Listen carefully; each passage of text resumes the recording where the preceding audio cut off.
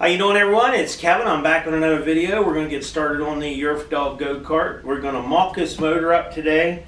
We're going to at least ways try to get this thing on to where we can start stripping that go-kart down and getting it painted. So, but I just wanted to have this guy mounted on there now. That way, when we get to doing the painting, we can go ahead and sand down all the welds and everything and get it painted. So, this is going to be our first step, getting this big guy mounted on there. Okay, the first step we're going to do is we're going to have to take the gas tank off of this because we actually tried it without the torque converter and it's not going to fit on there. It's a little too big with the gas tank on it. So we're going to go ahead and get to pulling this off. Now, I do have Brandon here today to give me a hand, and that really makes it nice because this motor is 73 pounds for the motor and the torque converter is pretty heavy too. We got this torque converter from GoPowersports.com and they make some pretty good clutches here, torque converters. So definitely going to need some help getting this thing in and out to get it mocked up. So gas tank first. Alright, we got the gas tank off. So now we can get it over there and try to get it set on the cart just to get an idea of where the chain's going to line up and the motor for the motor plate. Okay, as you can see, they have two motor plates on this, and I really don't know why. It's probably whatever type of clutch and motor they were running. They seem to have had to use two plates for some reason. But I'm not sure, but I think one might have been for a torque converter and one might have been for a centrifugal clutch. Yeah, it could be. One for a centrifugal clutch and one for a torque converter. But we may get off and not cutting this thing all apart, and then again we may have to cut it apart. But anyhow, we're going to set the motor down on there and see what we're going to have to do here, where them bolts are going to line up. So hopefully everything else is out there saying that, but I thought that's what I don't know how you want it. I want to go this way, like that right there. Okay.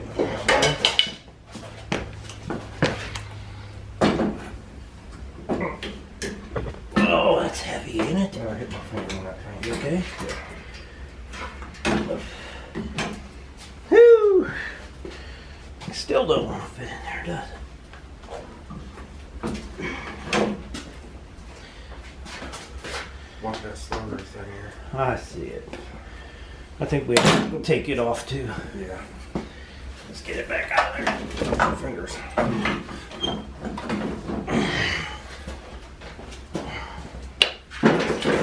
Okay, looks like we're gonna have to take the starter switch off of it too, and it's on the side there. Yeah, we're gonna have to remove the starter switch. It's, you know, still tough getting in there. Okay, we're gonna attempt to get this guy in there one more time. So here we go.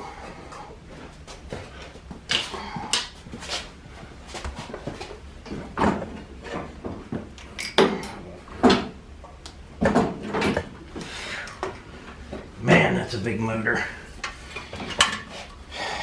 So what we gotta do is we gotta line that bottom chain up with the upper chain. See, it's clear over here, Brandon. Look, it's not even lined up with them plates at all. I want to show you guys what I'm talking about.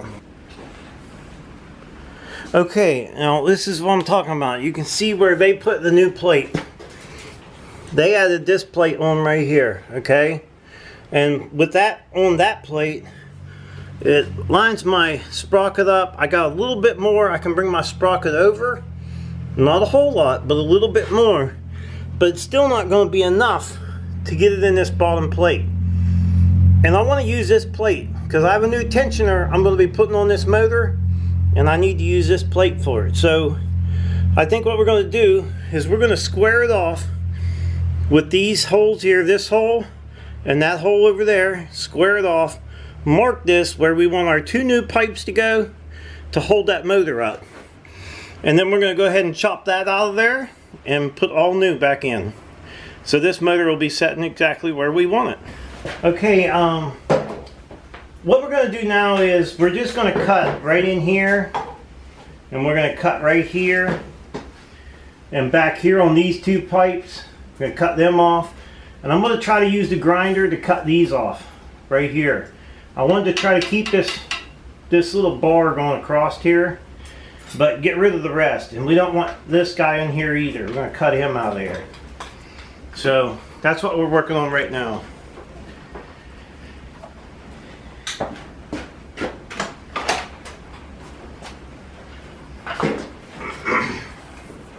Try to get it as close as you What do you can. want me to cut off first then? Doesn't matter. You gotta cut this off? Yeah. Or, Yeah. so I can get close. Just watch it.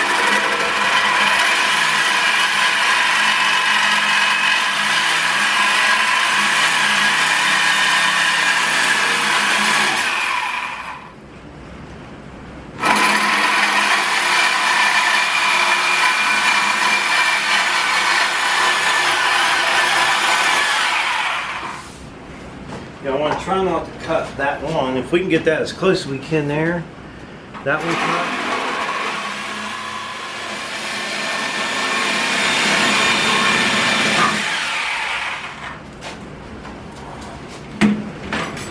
All right, we were working on the motor plate. We did all that work, cut this thing off, and guess what? It's too small for the motor.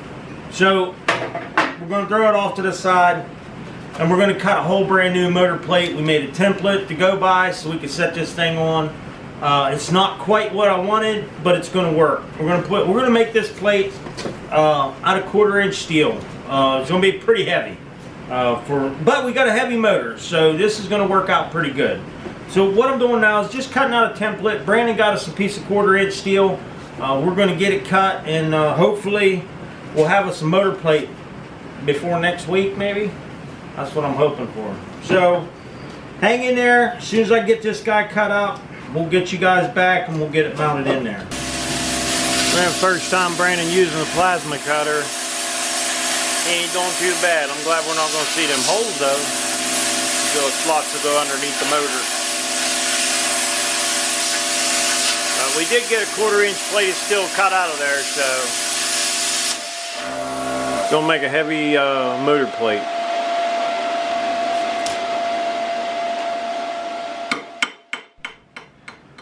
Alright, me and Brandon worked pretty late last night. We got a good bit of this done. And this morning I'm just welding a couple of these. I'm using these little blocks just to raise that motor up a little bit. So we're just welding them on our motor plate. So that's what I'm doing right now. Then we're going to get ready to get it on the cart.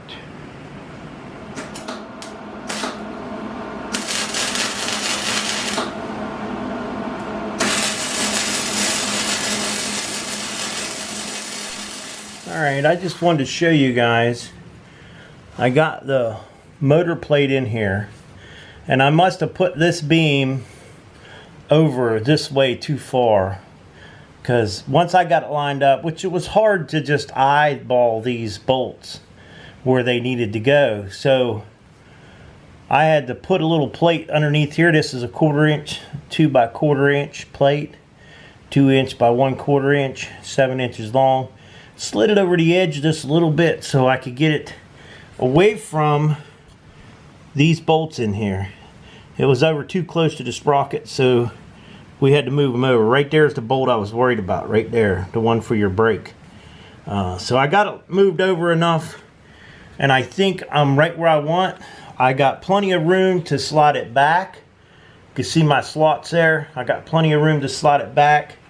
The only thing I noticed is up on the top here, it's really close to this here, so I can only slide that motor back that far, but I'm clear up underneath of this here, so it's in there, and it's in there tight, but I think we're where we want it to be. So it don't look too bad with the chain and everything down there. Of course, this is all eyeballing it up, you know, so that's how far I've got on there.